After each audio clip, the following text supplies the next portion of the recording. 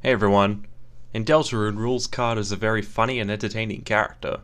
He is met during Chapter 1 in King's Castle, where he is the King's Duke of Puzzles, who, as we see, is terrible at making puzzles.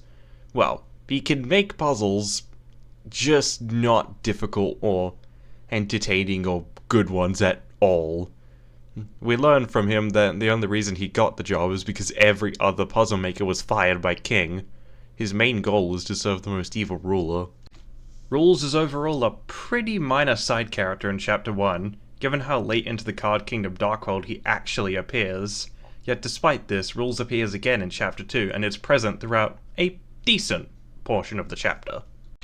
He tries desperately to serve Queen as her butler supremeth, which Swatch tells us after he ends up in the cyberworld, due to being in Chris's pocket as a Rouxls card when in the light world. Rouxls eventually confronts Chris and Rouxls in the acid tunnel and battles them in a game to take over the most houses present throughout a majority of the tunnel, so he could prove himself to Queen as a great servant to her. Regardless of the outcome of the fight, whether you win against him, tie against him, lose to him, or beat the crap out of him, Rouxls eventually starts glowing with huge white energy, seemingly about to unleash a huge attack at the party, before turning to stone before he can do anything and falling to the ground like a sack of mashed potatoes. Aside from appearing a few more times throughout the end of the chapter, this is all we've seen of Rouxls so far. Rouxls mainly serves as a source of comedic relief throughout the two chapters and is, generally, presented as a not-so-serious character. However, given Toby Fox's track record with his games featuring incredibly rich narratives, people, for good reason, heavily speculate about Deltarune's characters, especially since Toby Fox's arguably most famous character, Sans, is a goofy character who, underneath it all, is an incredibly nuanced and complex character, far beyond what his personality on the surface would imply. Given Toby's past characters, many people apply this speculative lens to Deltarune characters when making theories and speculations about the future chapters, Rouxls being one of them. Some theories on Rouxls have emerged since, like the theory that Rouxls is simply playing dumb, that he's secretly far more powerful than we think, and that he's going to reveal his true nature and become a major villain in a future chapter. Or the theory that Rouxls is secretly the Roaring Knight, or even that he's going to be a secret optional superboss in a future chapter. Regardless of the form these theories take, one thing they all have in common is that Rouxls is not to be trusted and that he's suspicious. Why? Because obviously he's hiding something. Did you not see that glowing power he emitted? He's clearly far more powerful than he seems. This is the main point I see brought up in all these theories, and that's what I'm going to be disproving in this video. Now, before I continue, I'm not trying to spoil anybody's fun with this video. People can have fun with their fan theories if they want. But when people are making theories based on false points, I think they should be corrected if they are making a point that doesn't line up with the source material, especially if the person is trying to make a serious theory out of it. Now, with that out of the way, let's get into the debunk. Okay, so right now, I'm sure you're asking, okay, but what is that energy? Where is it coming from? And why is it surrounding Rouxls like that? Well, I can answer those questions. That power is not coming from Rouxls, but from the Thrash Machine, and I can prove it. The first and most obvious point is that the Thrash Machine is also glowing when Rouxls is surrounded by the same energy. Secondly, Rouxls himself actually confirms that the power is not from him.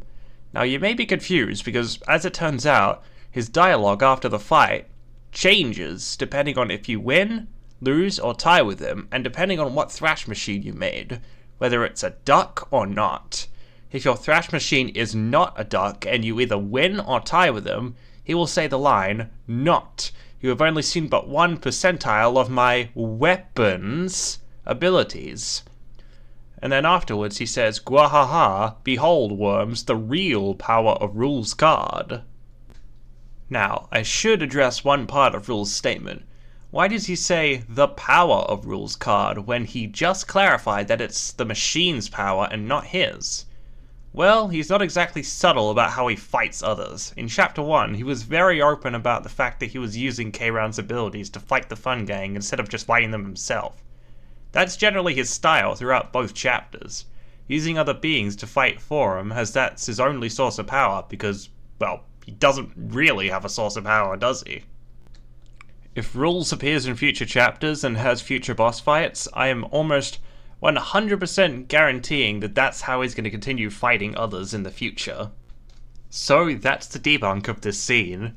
Apart from just this scene, most theories about Rouxls being suspicious rely on, well, just this one scene of him hiding his true strength, which is clearly not the case, and this is generally the only example I see brought up of his suspicious behavior, because at the end of the day, he really isn't suspicious, like, at all.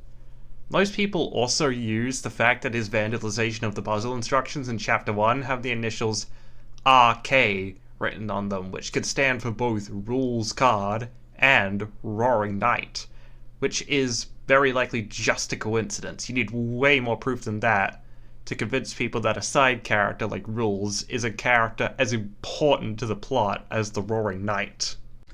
Even if Rouxls isn't super suspicious, I could still see him working as a future optional super boss. Like, say, you have a side quest with him where at the end of it, he ends up getting his hands on a shatter crystal, and he gains whatever forbidden knowledge made Javelin Spamton go insane.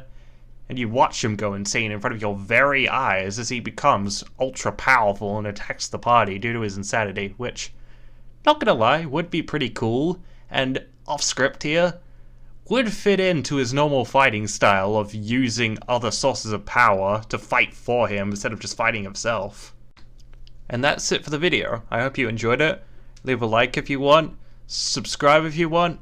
It's all good, if you don't want to though. We all have a choice. I do have a Birdly video in the works coming up soon, so stay tuned for that. And check out my Destroying series where I deliver some karmic justice to super bosses, especially the Deltarune super bosses, if you want some of that sweet, sweet karmic justice for all those times they killed you during your playthrough. Thanks for watching, and I'll see you in the next one.